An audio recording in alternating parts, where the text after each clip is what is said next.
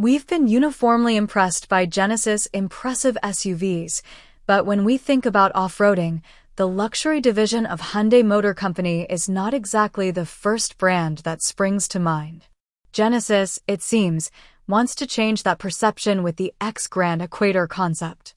It shows a new design direction and signals the brand's intention to boldly go where other luxury SUV makers such as Range Rover and Mercedes-Benz have been going for decades before, the X Gran Equator, which makes its debut at the 2025 New York Auto Show, illustrates a new design direction for Genesis, boxier and simpler, less Bentley Bentayga, more Rolls-Royce Cullinan, but without the thorough beating from the ugly stick.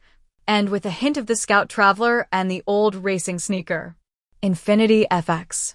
Out back, the Gran Equator features a split tailgate, as found on a particular well-known British luxury off-road SUV. The Genesis two-line light motif ties the whole design together. The proportions are a bit odd from some angles.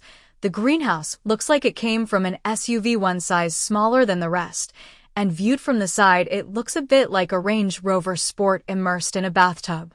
Still, we love the muscular bulge of the fenders. With their restrained contrasting color lip extensions, they seem to mock SUVs that use oversized plastic cladding to signal off-road performance they can't deliver. The interior comes as something of a surprise. We love the expansive, well-designed screens found in Genesis production SUVs, so we were startled to see the X Equator Concept's minimalist layout with a cluster of small, round digital gauges. Genesis says they are inspired by camera dials, but what about the round gauges that have adorned car interiors for decades? Specifically, we're thinking of the GM square-body trucks, 1973 to 1978. On that note, don't think we didn't notice the Johnny angle of the column-mounted transmission shifter, Genesis. While the markings indicate it works like newer Mercedes-style shifters, it's a very cool design detail. The cabin decor takes a unique vertical approach to the two-tone color scheme, and while there's plenty of stitching and quilting apparent, the X Gran Equator does seem to signal a step back from the Bentley-like plushness of the current SUVs.